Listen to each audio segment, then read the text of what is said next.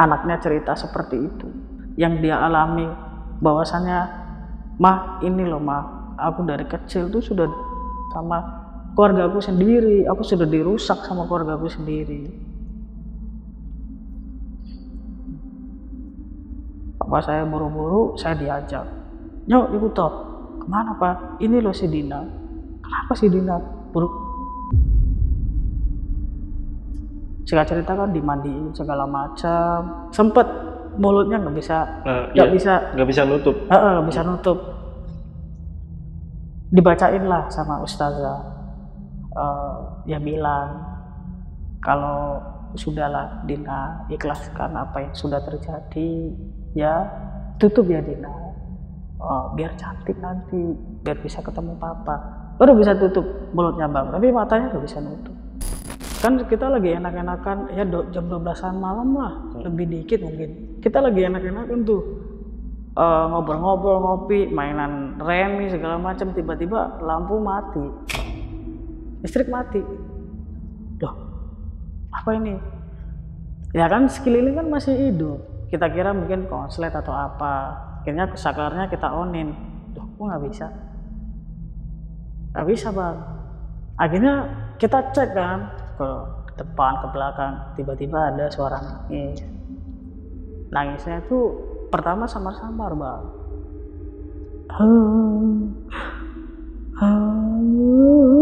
gitu. Terus habis itu kita semua memberanikan diri kan, kita deketin sambil kita ngomong, Din itu kamu, Din itu awakmu ah, Din.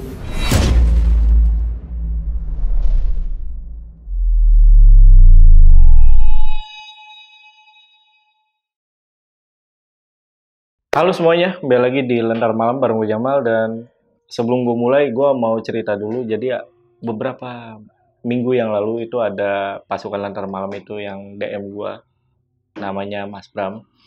Dimana di isi DM tersebut dia bilang kalau dia mau menceritakan tentang almarhumah sepupunya yang meninggal. Karena ternyata dia itu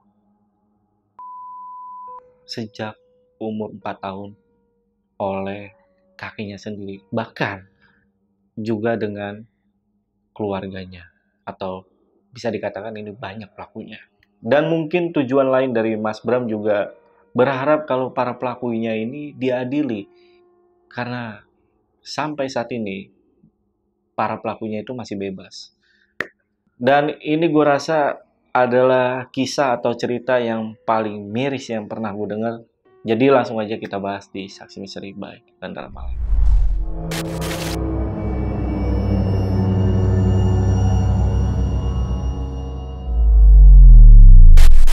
Oke guys, di sini udah ada narasumbernya, namanya Mas Bram. Kita sapa dulu aja. Mas Bram, apa kabar Mas?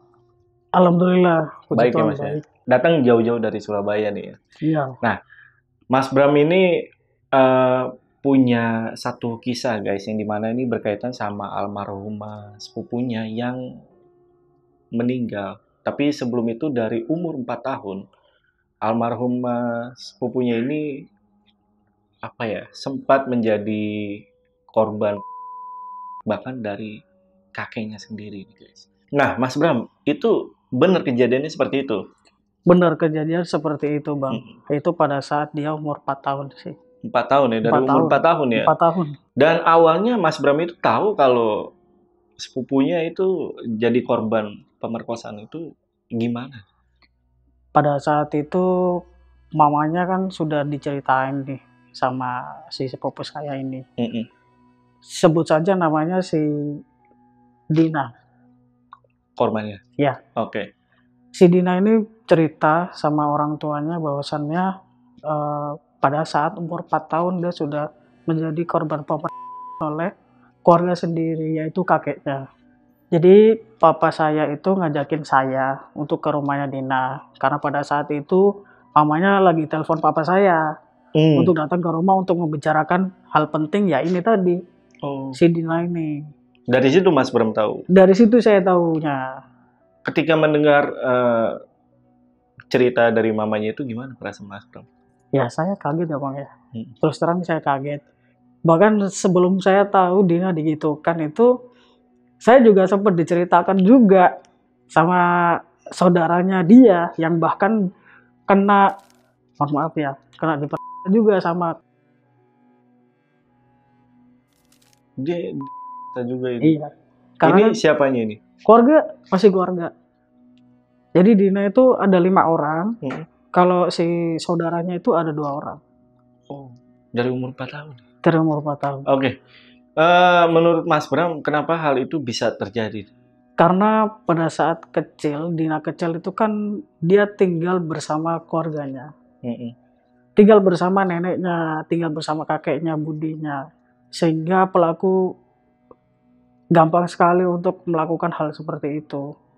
Dina ini dari kecil sudah dititipin oleh orang tuanya. Karena kan kedua orang tuanya kan kerja.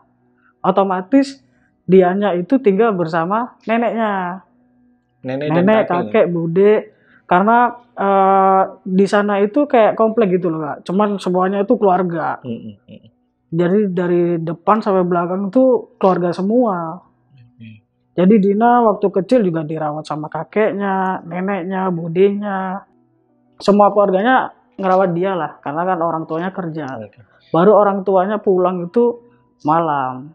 Tapi memang sangat-sangat miris ya, ternyata orang yang dia anggap mungkin sebagai orang tuanya ya, tapi sudah melukai dia gitu ya. Iya. Sekarang pelakunya gimana? Ya bebas. Masih bebas? Masih bebas. Tidak dipermasalahkan oleh mamanya. Mamanya cuma bilang begini, tidak apa-apa di sini tidak dipermasalahkan, tapi dipermasalahkan di akhirat. Karena kalau dipermasalahkan di dunia, selesai sudah urusannya. Bahkan mamanya tuh memang nggak mau berantem juga sama keluarga. Udah nanti aja diurusnya di akhirat aja. Bahkan papa saya tuh bilang udah diurus aja, nggak mau. Nah, ini menurut keterangan dari Mas Bram kan, kalau almarhumah ini kan masih gentayangan ya. Apakah Dina yang gentayangan ini itu mencari keadilan? Mungkin ya Bang ya. Karena sempat mamanya juga datengin Ustadz, terus Ustadznya juga bilang bahwasanya si Dina ini minta keadilan. Cuman orang tuanya nggak percaya. Orang tuanya nggak percaya hal seperti itu. Bahkan yang sampai sekarang pun dia masih gentayangan, sampai ngeluarin dia nangis di kamarnya. Itu orang tuanya nggak percaya, tapi kok suaranya sama kayak Dina gitu. Padahal sudah ya beberapa kali melihat atau mendengar suara ya. Iya, bahkan tuh sampai sekarang. Hari Selasa, Rabu, Kamis. Kadang gitu hari Senin nangis. Bahkan saya tuh sempat tidak percaya ya, masa iya sih. Saya sempat tidur di situ. Benar. Ada suara. Suara nangisnya Dina. Memang Dina. Oke, tahan dulu aja Mas ceritanya, karena gue penasaran nih. Yaudah guys, gak usah lama-lama lagi. Saksi misteri kita mulai.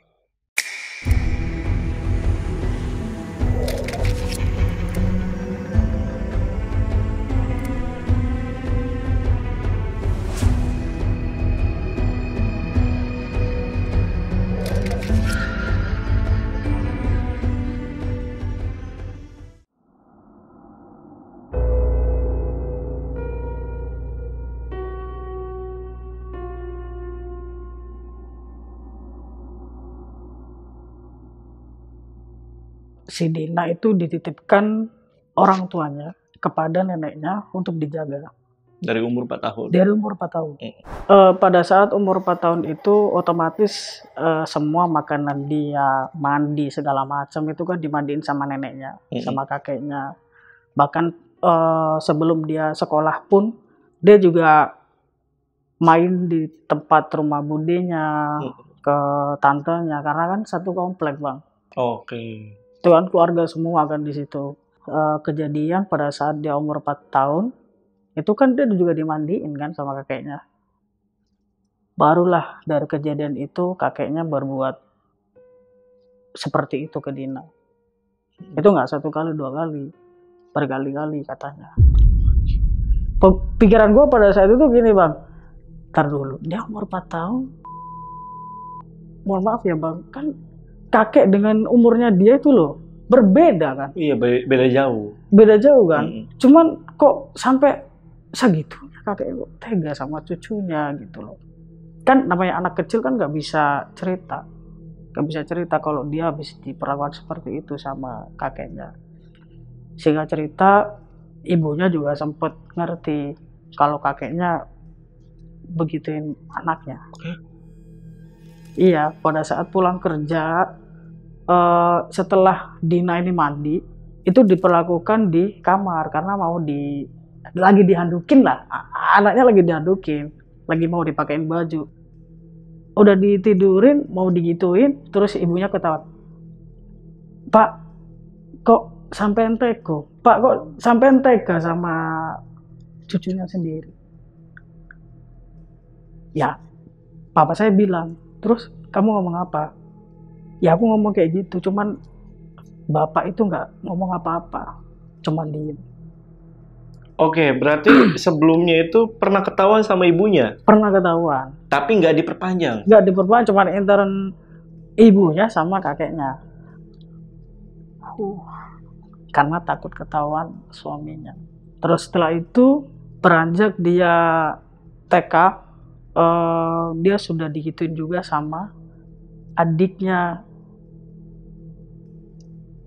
ibunya, termasuk adik mama saya dong.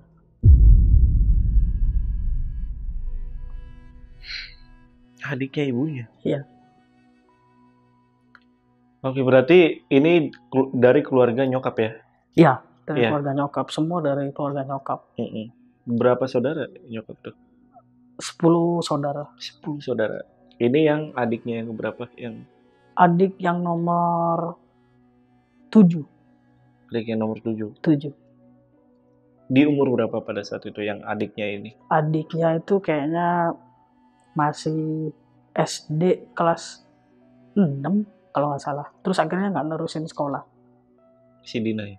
Nggak, yang kasus pelakunya. Oh, pelakunya. Yang pelakunya. Kalau Dina itu masih TK, TKA. TKA sama adiknya ini ya?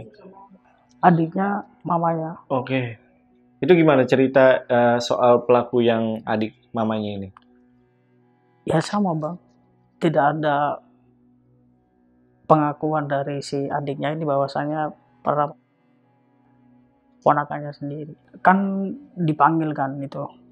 Udah cerita seperti itu, dipanggil lah si adiknya. Tetap nggak mau cerita.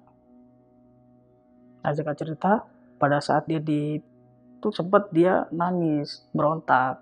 Cuman nggak ada yang denger. Dia mau cerita pun, dia takut. Setelah dia TK kecil, baru dia kelas 1 SD.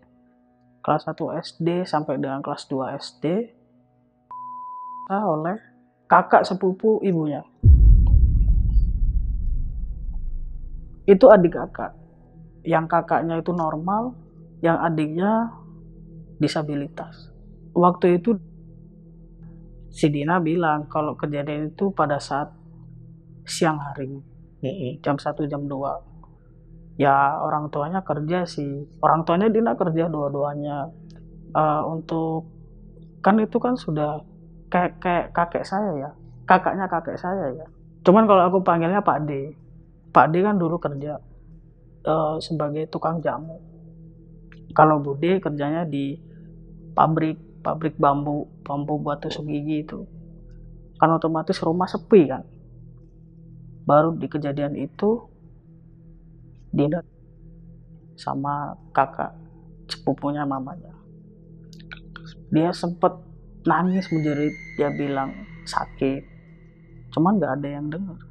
Dia sampai dibawa ke kamarnya si yang sampai dibawa ke depan. Kan Dina kan sampai lari dia kesakitan. Terus kan namanya anak SD kelas 1 digituin bang, gimana sih?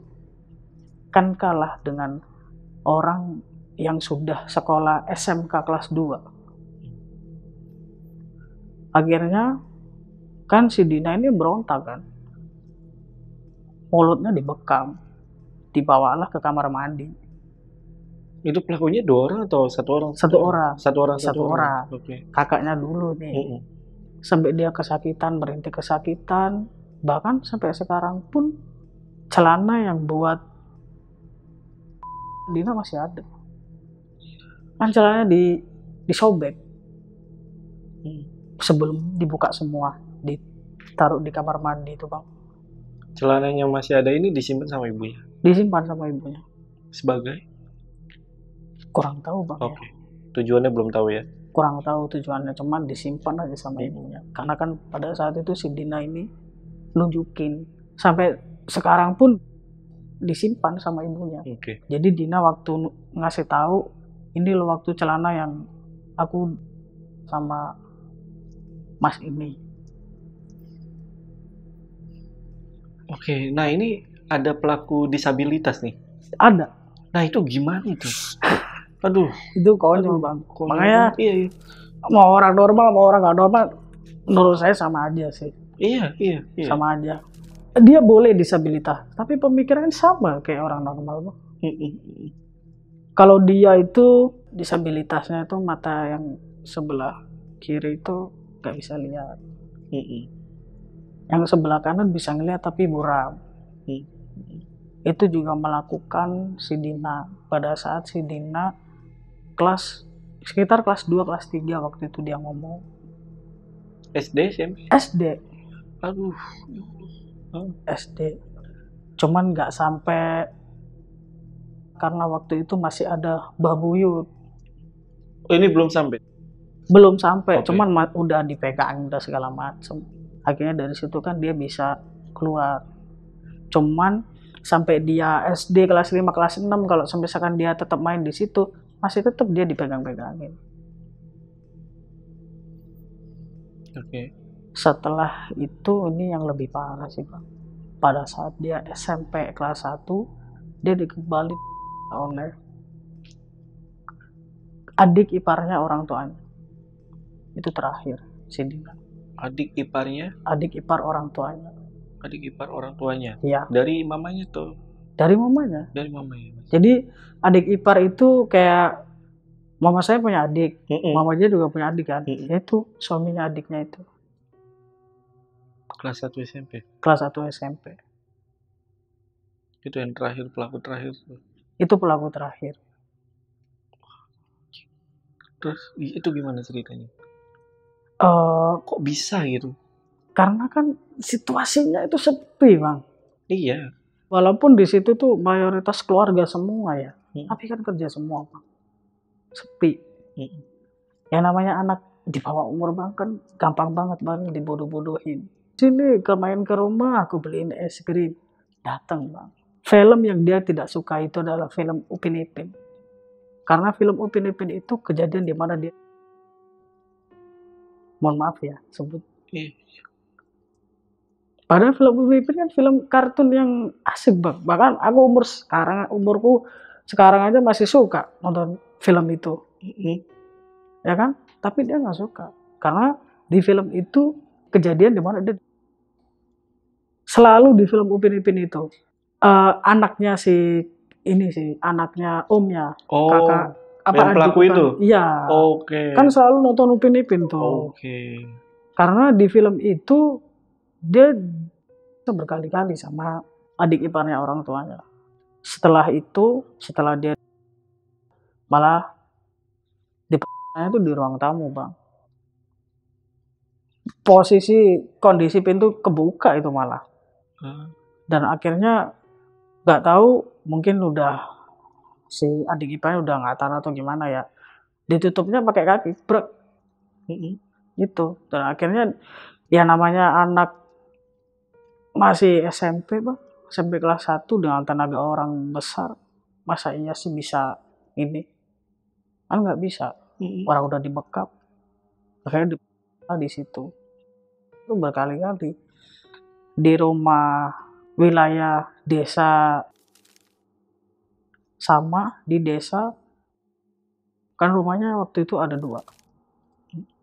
Kalau yang rumah di desa dianya lagi diajak main ke rumah untuk mengambil wakul apa sih buat orang-orang hajatan tuh loh. Iya. Wadahnya itu kan memang dia disuruh sama tantenya, sama si istrinya om saya ini. Cuman dia nggak mau, dia udah nggak mau karena dia tahu pasti akan di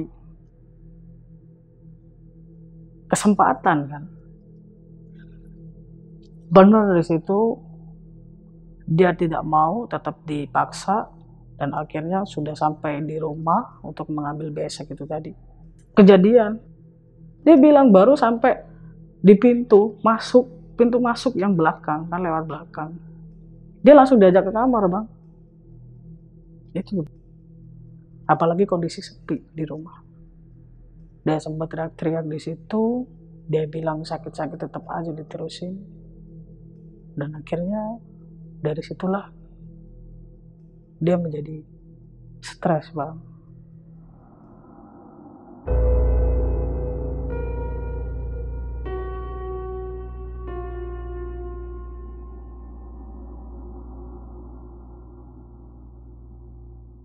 Gara-gara kecilnya dia digituin, sampai dewasa pun dia menjadi orang yang pendiam. Bahkan ketemu sama orang pun aja dia takut. Ketemu sama orang baru tuh tangannya gemetar, Bang. Udah gemetar, udah gak karuan.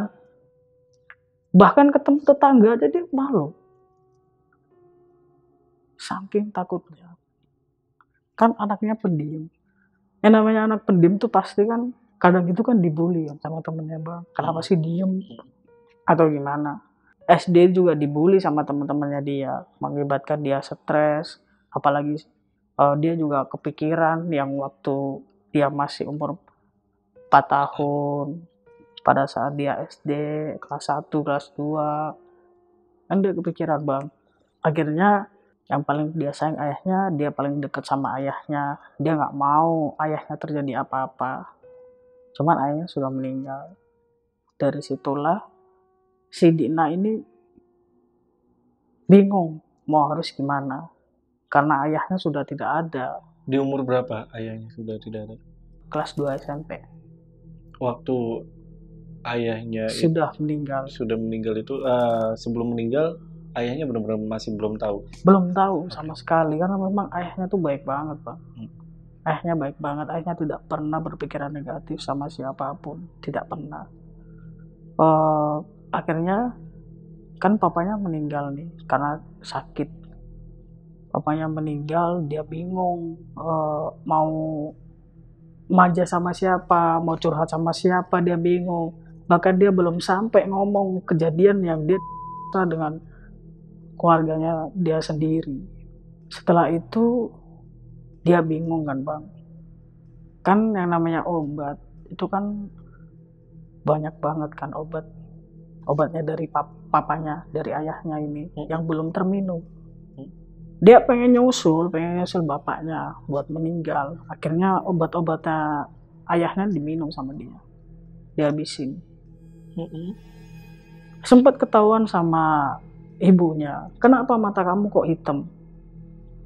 Karena kan efek obat, Pak. Ya obat yang tidak seharusnya dia minum, diminum. Karena dia pengen meninggal, aku pengen nyusul ayah. Semua obat-obatan diminum sampai habis, Bang. Nah, obat-obatan itu habis, dia beli obat sendiri, nggak tahu obat apaan. Cuman obat-obat warung, diminum sama dia. Nggak berhasil kan, nggak berhasil. Akhirnya tangannya sama dia. Nggak berhasil juga, sempat dia ngomong sama sahabatnya dia. Ngomong kalau misalkan aku tuh sudah tidak kuat, aku pengen aja. Aku sudah gak berguna. Di dunia ini aku sudah tidak berguna. Aku sudah melakukan banyak dosa dari aku umur 4 tahun. Papa sudah gak ada. Aku mau manja sama siapa?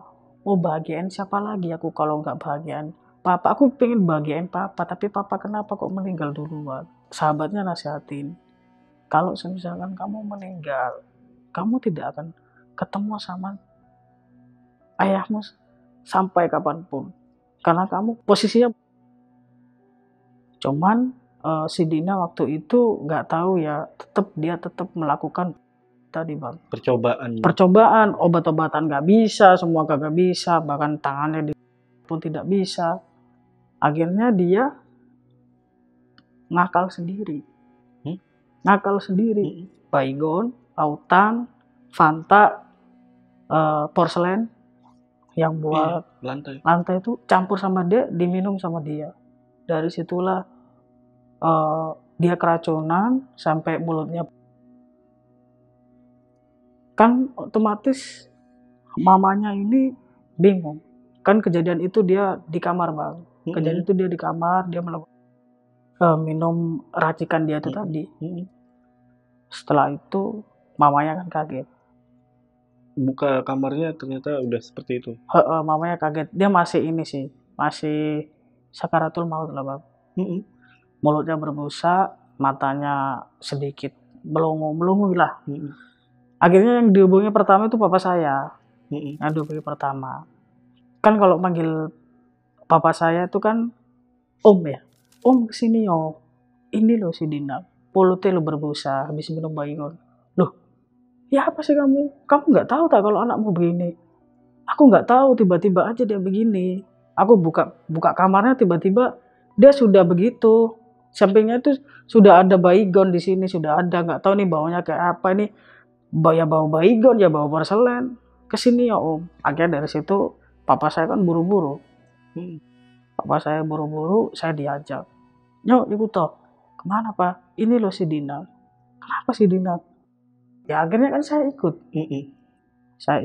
Saya datang ke rumahnya dia. Di situ masih mayoritas masih keluarga. Tetangga-tetangga masih belum datang. Ya ibunya sempat nangis sih. Mamanya sempat nangis melihat anaknya begitu. Kan baru aja tahun kemarin suaminya ini meninggal. Kok sekarang anaknya. Setelah anaknya cerita seperti itu, yang dia alami bahwasannya, mah ini loh mah, aku dari kecil tuh sudah sama keluarga aku sendiri, aku sudah dirusak sama keluarga aku sendiri. Terus sekarang papa nggak ada, terus aku sama siapa? Nanti aku kalau besar gimana? Gitu. Dia sangat ketakutan, bahkan dia ketemu keluarganya pun dia takut bang. Ya karena kejadian itu.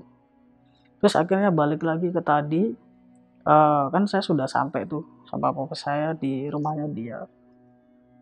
Udah bang, udah kaku. Mulutnya berbusa. Ini sama ibunya nggak langsung dibawa ke rumah sakit gitu? Enggak. Ya nunggu papa saya ini. Mungkin bingung. Karena kan kondisinya sendiri bang. Bingung. Harus berbuat apa gitu ya? Iya. Iya pun nanti kalau misalkan dibawa ke rumah sakit anaknya siuman. Kalau enggak. Kejadian meninggalnya itu jam berapa? Kejadian meninggal di jam siang 12-an. 12 siang? 12 siang. Apakah pada saat itu pelaku datang ketika Dina ini meninggal? Yang datang cuman adik ipar ya. Adik ipar. Terus akhirnya di situ kan matanya ini kan bang, matanya tuh nggak bisa ditutup. Singkat cerita kan dimandiin segala macam. Datanglah orang-orang, terus akhirnya dimandiin. Terus setelah itu mulutnya nggak bisa mingkem, nggak bisa nutup. Nggak bisa nutup. Dibacain lah sama ustazah. Yang bilang kalau sudahlah Dina, ikhlaskan apa yang sudah terjadi. Kamu anak baik, kamu nggak bisa seperti ini Dina. Kamu anak cantik, ya tutup ya Dina. Biar cantik nanti, biar bisa ketemu papa. Baru bisa tutup mulutnya bang, tapi matanya nggak bisa nutup. Akhirnya kan dari situ didoain kan bang, didoain segala macam, tetap matanya itu tidak bisa nutup, tetap matanya itu terbuka, dan terbukanya bukan terbuka begini, agak begini. Kayak istilahnya lagi kesel atau lagi apa gitu bang, lagi marah, lagi kesel, lagi marah, nggak bisa ditutup, matanya nggak bisa ditutup, bahkan sampai dia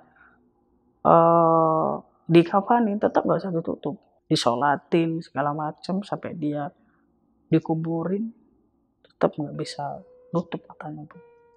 Ya buka terus. Akhirnya dari situ kan dilakukan tahlilan. Tahlilan pertama itu tidak ada apa-apa bang, cuman kejadian di kita. Kejadian itu pada saat di jam 12 malam. Ini tahlilan hari berapa? Pertama, Oke. itu kan setelah tahlilan kan kita biasalah, kita ngopi-ngopi, kita makan-makan gorengan, kacang segala macam, terus main-mainan remi di luar. Ya sama saudara, sama tetangga juga. Karena kan kalau di Jawa itu kan selama 7 hari kan pintu nggak boleh ditutup. Harus Makanya ada dibuka. yang nungguin juga ya. Nungguin juga, harus dibuka pintunya sampai 7 hari selesai. Terakhir kan 8 hari. 8 hari itu doa terakhir. Itu baru bisa ditutup pintunya. Akhirnya dari situ kan kita lagi enak-enakan ya jam 12-an malam lah, lebih dikit mungkin, ngobrol-ngobrol, ngopi, mainan remi segala macam. Tiba-tiba lampu mati,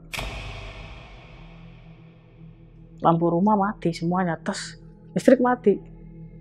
Loh, apa ini? Ya kan sekeliling kan masih hidup, kita kira mungkin konslet atau apa. Akhirnya saklarnya kita onin. Loh, kok nggak bisa? Nggak bisa bang. Akhirnya kita cek kan ke depan, ke belakang. Ini apa sih? Ya kita takutnya nanti ada konsletin listrik, konslet kabel, bisa jadi kebakaran atau gimana gitu kan. Kita cek ke depan, ke belakang, ke depan, ke belakang. Kok nggak bisa sih? Nah tiba-tiba ada bau seperti bau-bau melati pandan. Terus bau-bau tawas. Mas, ini bau apa? Ini bau apa? Oh iya, ini kok bau-bau gini sih? Merinding kan kita, kok bau-bau gini sih? Nah tiba-tiba ada suara nangis. Nangisnya itu pertama samar-samar bang. Apa sih ini? Kita kira ya mungkin saudara-saudara kita kali ngerjain kita nangis-nangis. Ternyata enggak. Kan waktu itu kejadiannya di dapur. Suara tangisannya dari Suara dapur. tangisan di dapur. Udahlah biarin. Itu paling itu kali anak-anak kali yang di depan, itu biarin. Tapi kok tiba-tiba suaranya melengking. Ya, bang, mas, taruh ini loh. Ini suara nangis beneran? Apa suara orang-orang sih? Tapi kok suaranya kayak cewek. Terus akhirnya dari situ udah biarin, kita hiraukan aja lah, gak usah dibahas, kita fokus di listrik ini tadi. Akhirnya dari situ kok makin lama makin bau banget, bau-bau melati, bau-bau pandan, bau-bau tawa segala macam, yang bau-bau orang baru meninggal tuh loh bang. Akhirnya dari situ saya takut kan, tuh saudara saya juga takut, akhirnya lari ke depan. Itu loh di dapur bau-bau apa sih? Bau-bau bunga, kayak bunga-bunga gitu. Bau-bau pertama kali orang meninggal. Apa sih? Ngomong apa sih kamu ini gitu. Dibilang kok. Akhirnya semuanya pada ke dapur kan. Fokus lah sama aliran listrik itu tadi sambil ngecek saklar-saklarnya. Nah tiba-tiba ada bayangan. Lampunya juga lampu nggak gelap-gelap amat ya bang, masih ada cahaya-cahaya dari jendela ya. Oke, karena kan pada saat itu lagi mati lampu ya. Iya, mati lampu. Kok kayak ada bayangkan ada orang yang merhatiin kita ya. Itu siapa sih yang di pojokan gitu kan. Waktu kita lihat begini, loh kok rambutnya panjang? Kan rambutnya Dina kan panjang. Rambutnya panjang bang ya. Tiba-tiba matanya menyala. Ada mata menyala. Loh, bang itu apa sih? Itu cahaya apaan sih? Gitu kan. Itu cahaya apaan? Akhirnya dari situ nangis, sambil nangis. Loh, bang, mas, apa itu mas? Akhirnya kita semua memberanikan diri kan. Kita deketin. Sambil kita ngomong, Din itu kamu. Din itu awakmu ah. Din. Nangis. Terus akhirnya nangis. Tiba-tiba lampunya nyala. Tes. Ya kan kita takut bang. Ke depan akhirnya. Kita deketin dia ya. Namanya bergerombolan kan. Kita deketin aja. Sambil nangis. Posisinya sambil nangis. Nangisnya agak keras. Terus waktu kita deketin. Tiba-tiba lampu nyala. wih, langsung kita ke depan kan. Itu tadi apa sih, itu Dina apa gimana sih? Akhirnya dari situ kan udah berhenti, kita nggak main remi lagi, kita rapi-rapiin, kita nggak makan-makan lagi. Baru di situ kita doa lagi Bang, kita yasinan lagi di situ. Yasinan lagi. Yasinan lagi. Gak lanjut main tapi langsung yasinan ya. Langsung yasinan lagi, terus duduk-duduk aja sambil itu tadi apa sih? Itu tadi sambil kita ngaji lah buat si Dina ini. Berapa orang yang menyaksikan hal itu?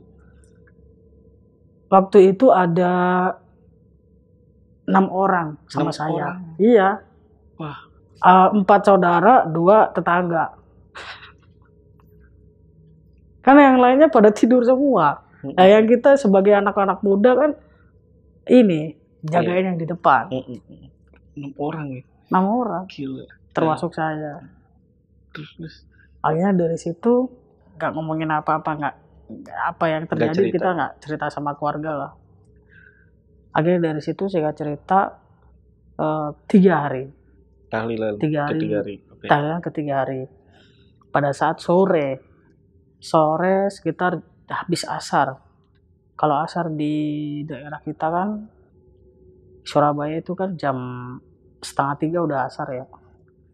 Itu setelah asar, sekitar jam 3:30, adiknya si Dina ini lagi mainan laptop di kamarnya si Dina. Adiknya waktu itu, ya namanya anak kecil nggak punya pikiran apa-apa kan Bang ya. Kamarnya kakakku kok nggak apa-apa. Dari kejadian itu dia sampai sekarang nggak berani ke kamarnya si Dina. Oke, kenapa? Karena pada saat dia mainan laptop, dia didatengin sama si Dina, adiknya itu. Datanginnya gimana? Didatengin, adiknya ngomong, kakaknya ini pakai bajunya kayak baju warna putih kayak jubah, cuman jubahnya biasa aja kata adiknya. Rambutnya panjang, ngeliatin aku tampil dunuk, tapi ngeliatin aku. Aku di situ teriak-teriak, kenapa sih orang-orang kok nggak dengerin aku? Kan aku teriak-teriak di situ nangis-nangis, kok nggak dengerin aku sih kalau Mbak Dina kesini. Ya kan kita nggak tahu Bang.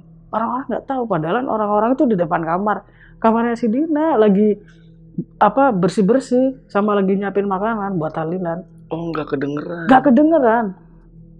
Barulah di situ kakak saudara itu datang kan ke kamarnya Dina, ke adiknya Dina itu tadi. Baru di situ dia bisa nangis kenceng. Nah, adiknya itu cuman gini doang, belum gini doang, sambil nangis katanya. Akhirnya dari situ kan saudara saya masuk kan, itu bisa nangis sekenceng-kencengnya. Ya otomatis orang-orang kan langsung, "Loh, ada apa? Kenapa nangis?" gitu kan. Baru dia ngomong, "Loh, ada Mbak Dina nih tadi." Oke, tapi yang dirasain sama adiknya Dina itu dia teriak ya? Teriak. Padahal pas dilihat itu dia lagi cuman tercengang lah ya? Tercengang, iya, karena ada kakaknya kan. Kakaknya dia masuk, saudaranya dia masuk, baru dia bisa nangis sekenceng-kencengnya. Kan otomatis orang-orang pada masuk, kenapa ada apa ini, ada Mbak Dina kesini malamnya. Ini malamnya di hari ketiga masih ya? Di hari itu. Pak Ali kan jalanannya itu kan kayak gang gitu kan Bang, dan kondisi itu tuh sepi di situ. Kondisi di situ sepi. Waktu itu Pak ini mau berangkat tahlilan, ketemulah sosok Dina lagi duduk-duduk. Dia tahu kalau itu Dina, tahu. Cuman waktu itu kita nanya, emang Bapak benar tahu kalau itu Dina? Iya, dari posturnya tuh Dina, dari rambutnya Dina. Orang Dina kadang gitu, kalau pulang sekolah dia selalu duduk di situ.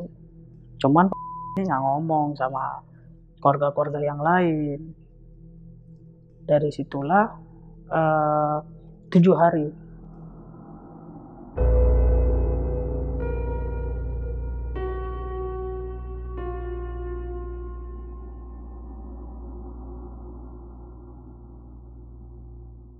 Di situ dia baru menampakkan diri lagi. Ada 3 orang yang dia tampakin. Pak sama Pak Ya dari situ baru ngomong. Yang pertama ngomong sih, ini tadi lo ada Dina. Di mana dia lihat? Tetep di jalanan itu tadi yang dia duduk-duduk, tempat duduknya si Dina itu. Lagi pulang sekolah atau dia lagi main-main, tetap duduknya di situ sendiri. Tempatnya dia. Tempat duduk favoritnya dia ya. Iya, favoritnya dia. Baru disitulah sempet ibunya tidak percaya sih. Walah, paling itu cuman jin, paling itu setan yang menyerupai anaknya dia. Itu cerita ke ibunya itu pada saat itu. Iya, Oke. kan cerita ke kita, ke keluarga. Pagi cerita. Cuman ibunya nggak percaya. Allah itu setan, itu bukan anakku udah meninggal kok. Anakku insya Allah udah di surga. Itu bukan anakku, itu setan. Cuman ya si Pak liatin sosok Dini dua kali. Yes. Cuma tetap ibunya nggak percaya. Akhirnya setelah selesai tahlilan dia, setiap hari Rabu selalu ada suara nangis di kamarnya, di lemarinya Dina. Tepat di lemarinya Dina? Iya, tepat di lemarinya Dina itu ada suara nangisnya dia.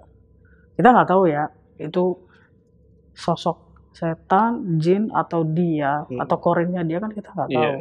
Tapi suaranya itu mirip banget dengan suaranya si Dina.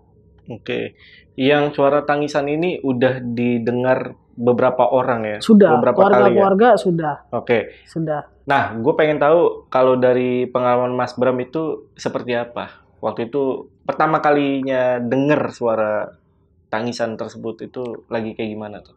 Pertama kali kan saya dengarnya kan di ini ya Bang ya, di dapur ya. Cuman saya masih belum menerka-nerka itu Dina. Enggak. Paling ya itu sosok lain lah atau gimana. Keluarga kan pada disuarain suara Dina ini tadi. Kan aku nggak percaya Bang. Aku orangnya kalau misalkan nggak langsung ke aku sendiri yang ngalamin, aku nggak percaya. Padahal aku sudah ini dari awal aku sudah ini, cuman belum ini Bang, belum kuat. Belum ya istilah belum belum puas lah, belum masa sih Dina, nggak mungkin gitu kan. Akhirnya aku beraniin diri nih tidur di kamarnya dia. Bener Bang, jam 2 malam aku didatengin dia nangis di lemari tuh. Buset, langsung aku nggak berani tidur di situ lagi Bang. Memang bener. Itu langsung. Bener, jam 2 malam. Waktu kan aku nggak bisa tidur nih, nggak bisa tidur dah. Aduh, nggak bisa tidur. Mana sih nggak ada suara nangis, bohong mah orang-orang. Waktu mau tidur jam 2-an lah itu. Ada suara nangis Bang. Ya dari situ aku nggak bisa tidur sampai pagi. Baru aku bisa tidur itu jam 7 pagi. Yang dialami sama Mas Bram itu beberapa bulan atau berapa hari dari Dina meninggal? Sebelum 40 hari ya. Sebelum 40 hari. Lagi masih main di situ ya? Ya masih main di situ. Coba untuk buktiin nih. Ya memang benar suara Dina. Suaranya kayak gimana ya? Mungkin boleh sedikit dicontohin. Gini.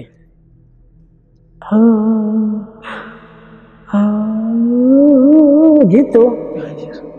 Terus habis itu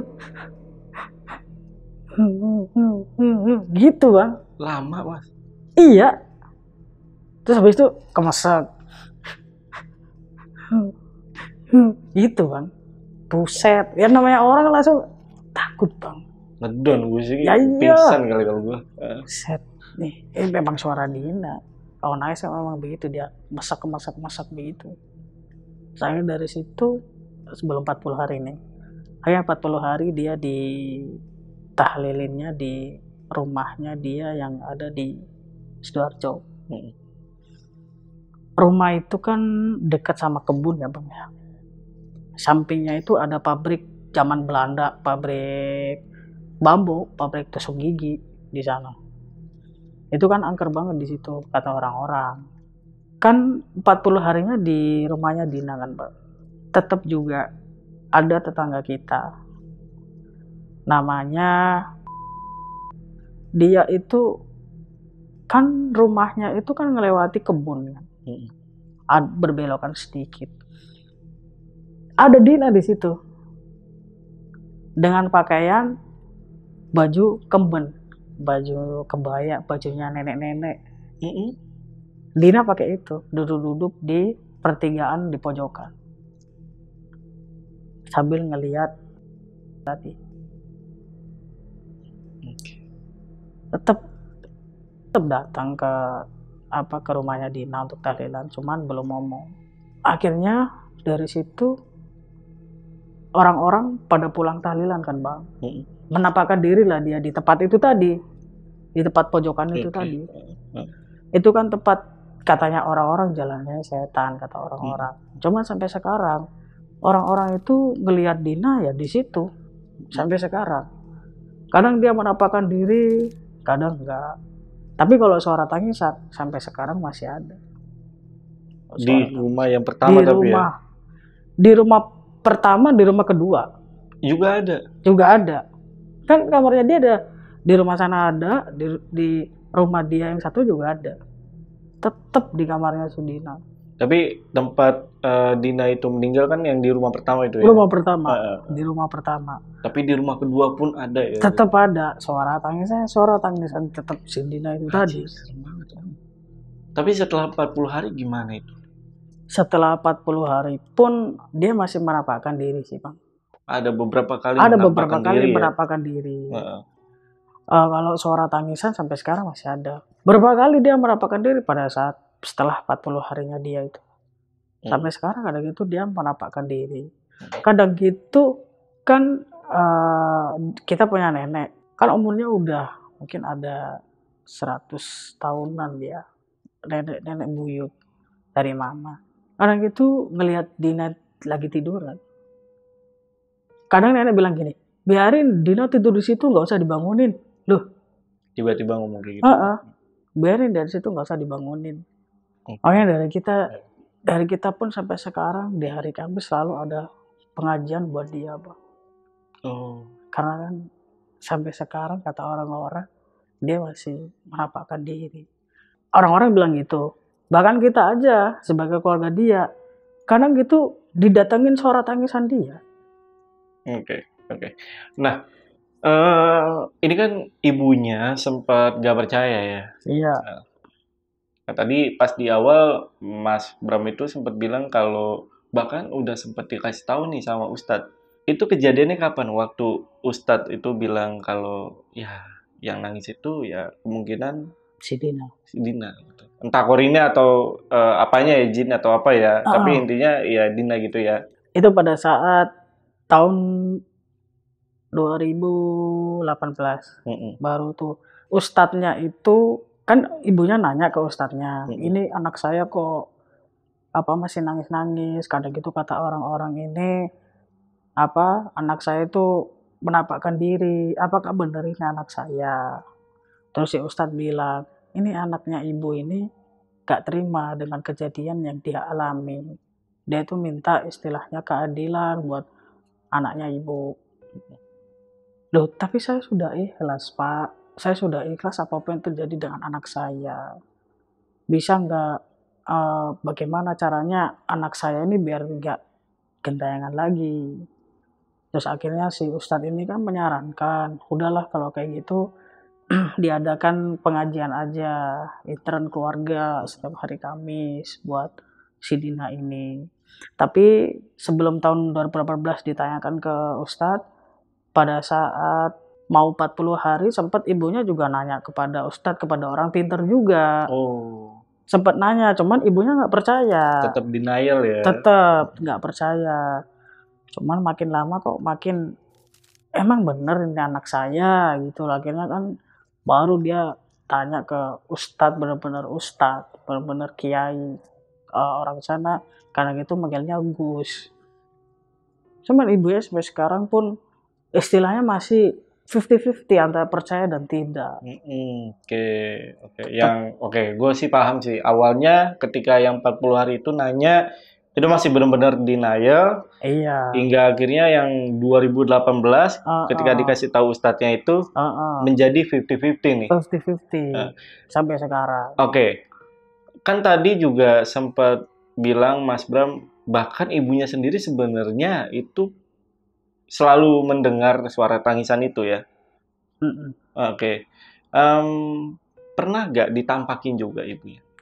Pernah. Itu ceritanya gimana? Pernah cerita gak? Ibunya tuh ditampakin sosok si Dina ini pada saat ibunya lagi kepikiran, lagi sedih-sedihnya. Pokoknya kalau ibunya lagi sedih aja, entah itu kepikiran suatu hal atau kepikiran suaminya, selalu tampakin Dina dengan Dina itu berada di depan ibunya. Cuman ibunya nggak mau ngelihat. Cuman ibunya tahu kok ada yang berdiri ya di depan saya. Pernah ibunya ditampakin suara malam-malam, ada suara orang masak. Dina ini kan suka masak juga dia. Suka bikin-bikin makanan, suka masak-masak. Ibunya cuman bilang gini, kalau memang itu kamu nak, kamu nggak apa-apa. Istilahnya kita beda alam. Cuman kamu jangan gangguin orang-orang. Tapi gue tahu sih apa yang di pikiran ibunya. Iya. Maksudnya sebenarnya dia percaya ya, tapi yang paling penting adalah bahwa arwah Dina ini kalau bisa jangan ganggu orang-orang gitu. Iya. Oke, Mas, gue tuh pengen kita ngebahas soal kejadian Dina nih sebelum meninggal. Atau kasus dari Dina ini. Pertama kalinya ibunya Dina ini tahu kalau Dina itu oleh keluarganya. Tindakan apa yang sudah dilakuin sama ibunya? Kan si Dina itu cerita nih sama ibunya. Dia udah kehilangan papanya, dia cerita sama ibunya bahwasannya kejadian dia 4 tahun sama kakeknya. Terus sama adik kandungnya ibunya. Terus lagi sama kakak sepupunya. Sampai di umur SMP kelas 1 pun sama adik iparnya ibunya. Dia cerita dengan sedemikian rupa kalau dia tuh dan dia pada saat itu mau ngomong tapi dia takut. Nah sekarang papa sudah tidak ada, aku mau ngomong dengan kejadian ini. Kenapa kok sampai aku ini menjadi orang pendiam, menjadi takut kalau ketemu sama orang, menjadi intinya apa ya Bang? Dia kasih tahu semuanya, dia keluarin semuanya. Dikeluarin semuanya. Cuman ibunya di situ ya baru aja nih suaminya meninggal. Terus anaknya cerita begini, kenapa kok nggak dari kemarin-kemarin? Ya pada saat itu memang ibunya juga lagi stres ya. Suaminya tidak ada, anaknya cerita begini. Jadi akhirnya papa saya yang menjadi acuan buat cerita tentang si Dina ini. Akhirnya dari situ kan aku dikasih tahu sama papa saya. Kenapa sih Pak kok gitu? Ya kejadiannya begini. Saya kaget. Kok kejadian itu sama ya kayak sepupunya dia, kan sepupu dia juga digituin juga kan. Setelah itu? Terus akhirnya dari situlah dia cerita dengan sedemikian rupa bahwasanya dia itu telah beberapa orang, yaitu keluarganya sendiri, barulah di situ dia melakukan hal yang tidak sewajarnya dilakukan. Itu. Setelah ngomong sama papa saya, itu kan beberapa hari kemudian dilakukan musyawarah. Japri sih di grup. Terus akhirnya ada beberapa orang yang bilang, kenapa ada apa ini? Mau makan-makan ya kan, memang keluarga kadang itu kan suka makan-makan kan. Terus tapi yang datang di situ itu cuman adik kandung sama kakak sepupu yang datang. Jadi adik iparnya nggak datang. Kalau kakek datang. Kalau kakek mah tidak usah dijapri, suruh datang aja datang. Terus? Kalau kakek sih memang dia tidak bisa berkutik ya, karena memang waktu si Dina kecil ini udah ketahuan sama ibunya. Ya jadi kakeknya cuman diem aja, nggak ngomong apa. Ngumpul lah keluarga. Ngumpul. Tapi ada beberapa pelaku yang nggak datang. Nah habis itu gimana tuh? Terus akhirnya dari situ Ya namanya ibunya nggak bisa ngomong apa-apa bang. Yang ngomong kan cuman papa saya doang. Papa ngomong apa kata saya? Bilang gini, kamu kok tega banget sama kamu sama ponakan kamu sendiri. Otakmu tuh di mana? Anak sekecil itu kamu gituin tuh gimana? Kamu ngelakuin ini ke ponakan kamu loh. Gila kamu. Apa mau dikasuskan ke polisi? Papa saya sampai gitu. Dia ini anak yatim loh. Kalau misalkan papanya kemarin tahu, gimana? Kok orang si Dina baru cerita sekarang? Coba kalau Dina cerita pada saat ada papanya, habis kalian. Habis sih, gue yakin habis. Terus gini, bapak ini juga kenapa sih sebagai kakeknya kok nggak bisa melindungi cucunya? Kok malah cucunya diginiin? Otaknya di mana sih? Ya pada saat itu kakeknya cuma diam aja. Karena memang kakeknya ini ya main cewek juga bang, suka-suka beli cewek. Akhirnya dari situ yang kakak sepupunya ini yang nggak mau yang tidak Jujur. mau mengakui, yang Nggak tidak mau mau mengakui. jujur. Dia bilangnya apa? Alibinya apa? Alibinya gini, loh aku nggak tahu kok. Emang dia ngomong cerita kayak gitu nggak dipikir lagi 2 kali. Ngapain juga aku sama ponakan begitu? Yang benar aja, gitu. Ini Dinanya ada nggak pada saat ngobrol? Dinanya diem, nangis. Dia ngomong, aku bilangnya si Mas ya. Si Mas ini ngomong kayak gitu sambil natap si Dina. Kayak kesel gitu. Oh, kayak diancem gitu ya? Ya, mungkin Dari begitu ya. Iya. Mungkin begitu ya. Makanya si Dina ini diem. Dia nggak ngomong apa, cuma nangis doang. Sampai papa saya juga kesel. Din, kamu tuh ngomong. Jangan diem aja. Udah ngomong gitu loh. Udah ngomong aja, kamu diapain? Ngomong. Keluarga tidak ada yang gimana ya Pak? Istilahnya tidak ada yang minta maaf, nggak ada. Kayak orang tolol gitu. Serius? Iya. Nggak minta maaf soalnya? Enggak. Jatuhnya mereka masih nggak mengaku lah ya? Jatuhnya juga tidak mengaku. Cuman kalau kakeknya ini ya, kakeknya diem aja. Tapi yang adiknya ini yang mengaku. Ya mau gimana lagi, aku udah nggak kuat. Adiknya? Ini yang mana nih? Adiknya, adik kandung yang setelah kakeknya. Adik kandung ngomong. Yang waktu omnya. Iya. Omnya ngomong tuh. Ya aku udah nggak kuat ya. Ya memang adik sedikit tolol juga ya, orang sekolah aja kagak lulus. Sekolah aja juga kagak istilahnya kagak naik kelas. Kelas 6 SD akhirnya cabut sekolah, kagak lulus. Gue tetep ini loh, miris, terus ya kayak apa ya? Kok bisa gitu ya? Terus kok banyak pertanyaan nih di kepala gue, Mas. Bang, di dunia ini tidak ada yang tidak mungkin. Bahkan sampai sekarang saya yakin dari pihak nggak tahu ya, mungkin keluarga orang lain sampai sekarang pun masih melakukan seperti itu mungkin sama ponakannya. Bahkan banyak juga kok di berita keluarga ayah kandung sendiri menghamili anaknya, banyak kok bang. Kita nggak kaget soal itu. Cuman ya di sini buat pembelajaran aja sih bang. Bener. Oke. Gini Mas Bram. Kakeknya itu kan sudah itu dari 4 tahun ya? 4 tahun. Apakah kakeknya itu sebenarnya itu sudah berhenti pada saat ketahuan atau masih? Sampai umur berapa kalau kakeknya? Dina pada saat itu ngomongnya itu sampai dia kelas 4 SD. Sampai kelas 4 SD Bahkan, itu kakeknya? Iya, bahkan pada saat dia SMP aja kadang gitu kakeknya masih megang-megangin dia. Itu dia, maksudku kan pasti masih banyak yang belum diceritain sama Dina. Masih banyak. Nah, yang gue bingung adalah lagi pertanyaan dari gue. Gini Mas, apakah para pelaku ini kan banyak lah ya gitu. Kita bisa bilang banyak ya pelakunya.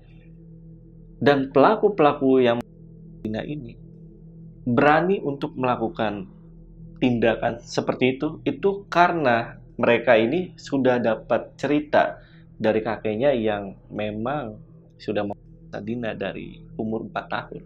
Jadi Bang, mungkin si omnya ini sudah tahu kalau misalkan si Dina ini sudah sama kakeknya, kok tidak ada tindakan dari orang tuanya. Kok tidak ada keluarga yang tahu ya? Kok ini kayaknya orang tuanya nggak tahu. Mungkin kalau misalkan aku melakukan hal seperti ini juga nggak akan tahu juga kali ya. Dan nggak akan dihukum atau nggak Iya, diproses mungkin segala begitu macam ya ya. pikiran Oke. dia ya. Heeh. Akhirnya dia melakukan mungkin. Oke. Mungkin kalau nggak gitu setelah dia melakukan, dia juga ngomong nih sama si saudaranya, sepupunya. Mungkin begitu ya. Akhirnya si sepupunya ini juga melakukan hal seperti itu ke si Dina.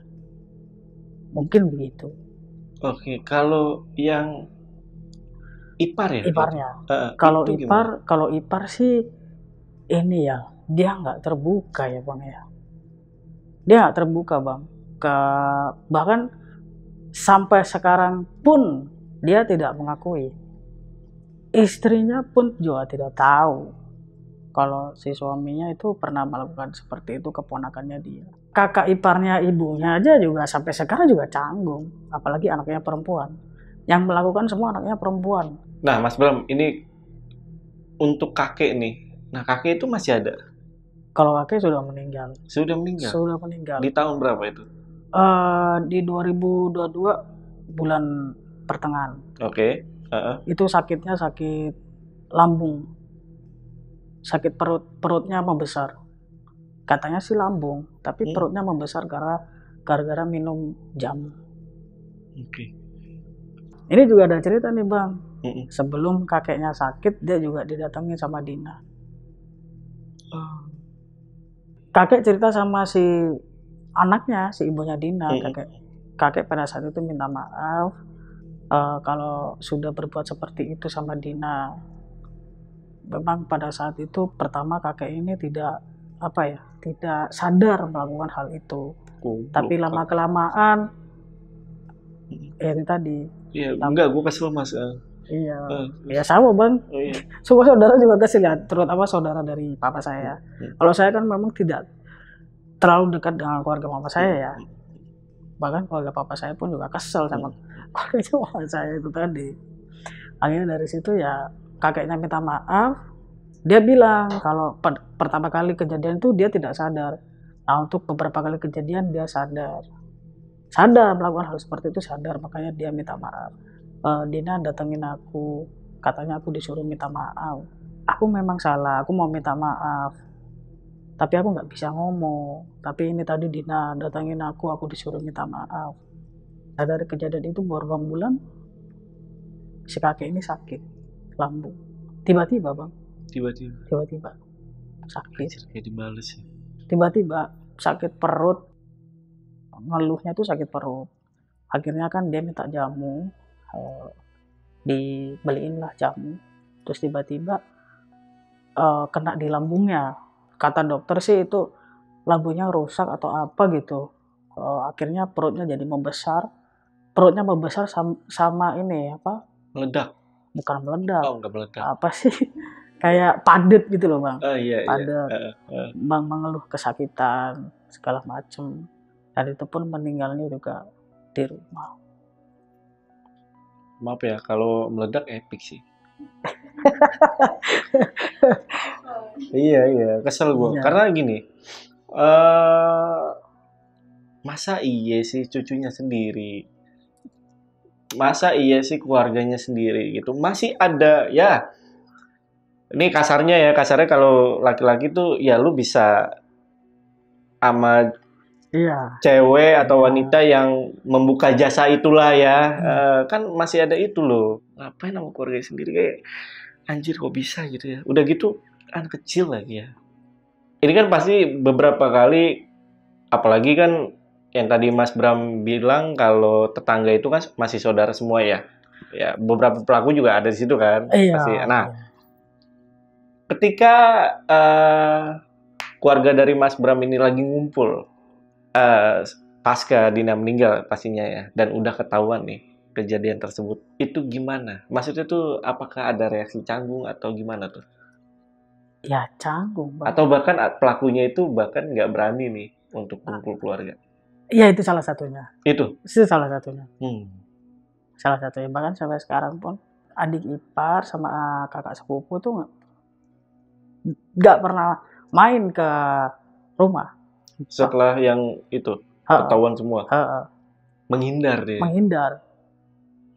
Bahkan kalau Idul Fitri atau ada acara kumpul-kumpul pun juga menghindar. Berbicara pun cuman sepatah dua kata aja sama si ibunya Dina itu tadi. Oke. Tapi gue jujur Mas, berharap ini tuh semua diproses.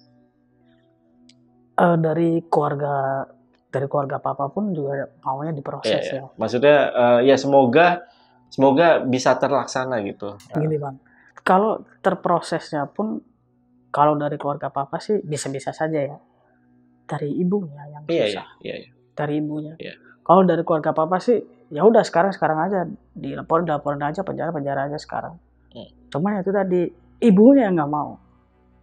Ibunya bilang begini, aku rugi kalau misalkan penjarain dia, kasusin dia di dunia aku rugi. Di akhirat aku nggak bisa apa-apa karena kan balasannya ada di sini. Oh enggak dong, pasti kan di akhirat juga dibalas juga. Oh ya, kurang tahu ya Bang. Iya kan nggak tahu ya Allah alam ya. Cuman ya ibunya aja sih yang tidak mau, udah biarin. Tapi kalau harapan dari Mas Bram gimana? Kalau harapan saya sih diproses ya. Ditangkap ya. Bahkan dari keluarga papa pun juga gemas gitu. Udah dilaporin aja. Nggak mau sih ibunya ini. Dan harapan saya pun dari kejadian ini jangan sampai ada kejadian seperti ini lagi. Saya yakin kok di luar sana tuh banyak banget orang yang diperlakukan seperti itu sama keluarganya sendiri. Pasti banyak banget. Atau orang itu diperlakukan sama orang lain juga banyak banget kan Bang. Dari kejadian ini mungkin yang pernah digitukan sama keluarganya atau sama orang lain, cobalah speak up ke orang tuanya, ngobrol ke orang tuanya, biar lega, hatinya biar lega, pikirannya biar lega. Ngomong aja nggak apa-apa. Lagian kan dengan kejadian itu kan tanpa maumu, kamu kan dipaksa dan kamu tidak bisa berkutik. Ya sudah, ngomong aja biar kamu lega, ngomong ke orang tua kamu. Mas, tetap nanti akan dapat perlindungan, betul kan? Betul. Pasti akan dapat perlindungan daripada kamu pendam sendiri, kamu bikin sakit hati dirimu sendiri. Cobalah ngobrol sama orang tuanya. Oke. Jadi intinya kalau dari Mas Bram harapannya pelaku ditangkap dan juga buat mungkin teman-teman yang lagi nonton pernah mendapatkan tindakan seperti ini atau kejadian seperti Dina, itu bisa mengungkapkan kejadian tersebut ke teman-teman dekat atau keluarga. Ya, kalau bagus sih keluarga ya. Betul. Supaya ya nggak apa-apa, kita proses aja, tangkap pelakunya segala macam. Dan mungkin untuk keluarganya Mas Bram yang tahu kejadian ini dan sebenarnya mau menangkap pelakunya, boleh, ayo kita ramein. Kita siap untuk jadi wadah. Oke. Sekali lagi gue berharap juga semoga pelaku ditangkap dan diadili seadil-adilnya ya. Iya. Satu lagi mungkin kita berdoa semuanya, semoga almarhumah Dina itu udah tenang di sisinya ya. Amin. Oke, ya udah, itu aja sih untuk video kali ini. Nggak bisa ngomong apa-apa gue, soalnya ini masalah gue jadi keinget anak gitu ya. Tapi semoga nggak ada lagi lah kejadian kayak gini. Ambil pelajarannya guys. Gue Jamal dari Lentera Malam dan Mas Bram izin pamit. Bye.